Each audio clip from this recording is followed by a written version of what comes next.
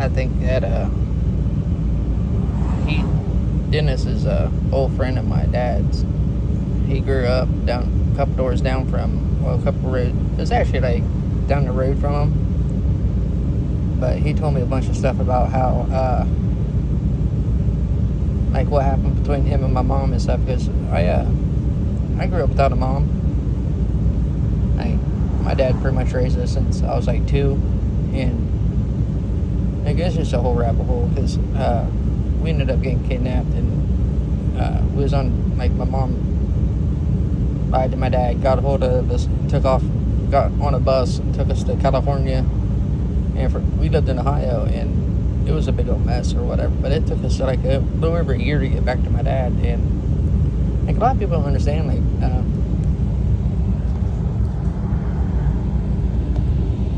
a lot of people don't understand that like some of the stuff that people do, how it affects your kids and stuff. Because like, yeah, I could have let it bother me or whatever, but I knew that if I didn't grow from it, that I'm gonna pass it down to my kids. So I try to stop all that insane lifestyle. And like every time I work with him, and I ain't worked with him in probably a month or so, and it seems like every time I work with him, these stories get brought up, and I don't know, it makes it a little difficult because like my dad passed away I think it was like 2016. I think it was 2016 when he passed away, and like it left a hole in me because at that time, at the same time I was dealing with getting my kids back from children's services and all that stuff, because I was strung out on drugs and trying to get. At that time, I was actually going through treatment, getting my kids back. When it was like a year after I had my kid. Well, I wouldn't say a year. I'd say about 6 months after I got my kids back. Like I was through the courts and everything settled down, and he come outside and passed out and passed away, and it was terrible. I mean, he had a bunch of cancer, tumors, stuff like that, but it was and he used to spray cars, like he used to do a bunch of body work and stuff like that, and they think it was because the chemicals that he used when he was spraying, like the hardeners and the lacquers and the enamels and stuff like that. Like back in the day, that stuff was like really bad for you. And he spooned lead. There's just a bunch of stuff. Like it started with some scar tissue in his lungs, and that went from one thing to another, and yeah, it just kept getting worse and worse and worse. And it hit him all at once, and like I was taking my daughter to orientation with, like, me and the old lady was taking my daughter to orientation, and I think we made it 5 minutes down the road.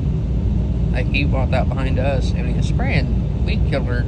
Like you just don't know everything. And I guess he fell and he landed out in the road, and my buddy actually we honked as was passing on the road, and he was running by my dad's house. Because if you know anything about Zanesville, Linden Avenue is like a main drag.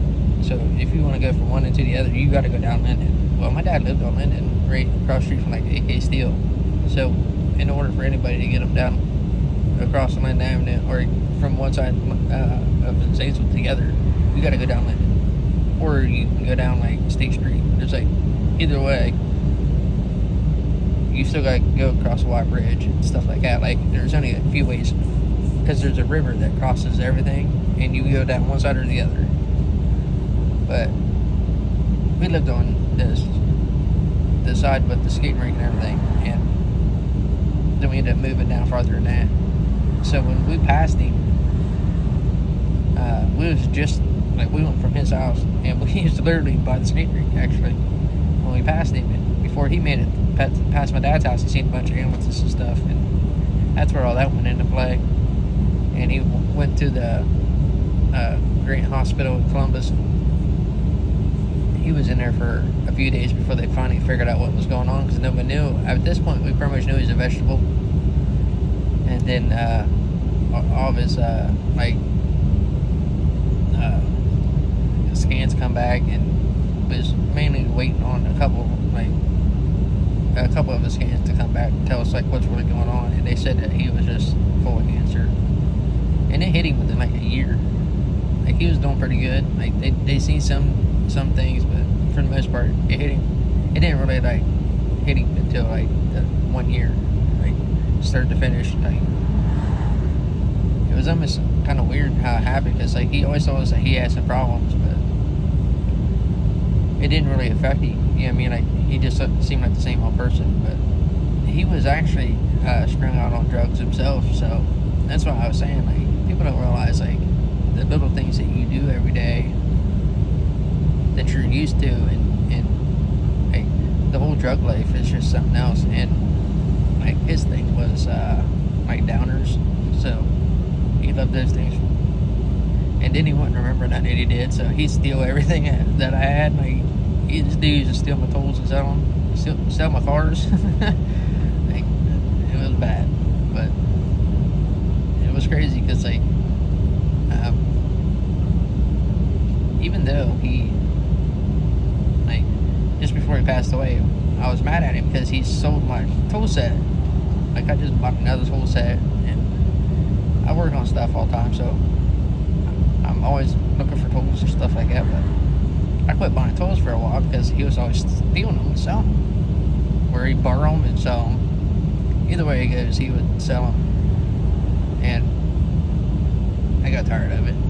And I broke down and bought a set once, that last time, and he ended up getting his hands on them, and he stole them. I mean, I just bought them like 2 days before this, and I remember we was arguing about it for that first week, and then it was like the next 2 months, I just got to the point to where I just get off work, I come in, I go straight to my bedroom, and I sit back there and watch TV until the next morning. I didn't say 2 words to him, and I did that for like 2-3 months, and then he passed away.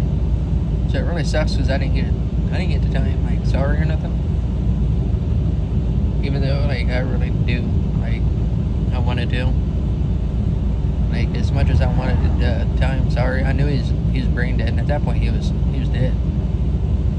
The only thing that was keeping him alive was the machines. But like, we had a preacher come and pray over him. This is before I even knew anything about church. Like, he didn't ever take us to church. The only time I ever went to church was when my mom took us, when we was like on the run, more or less, and we would eat there. But yeah, it was bad. But I mean, you really gotta watch what you do when you got kids, because you can really destroy kids not knowing it.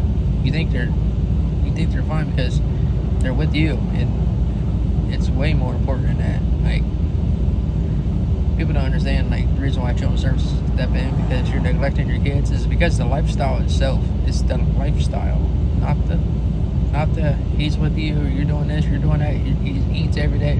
It ain't got nothing to do with that. It's all the crap you drag them in and out of. And like, with me and my brother, we had a hard time growing up without like any guidance or anything like that from my mom. So we was raised like a robot, no feelings. You know, it sucked.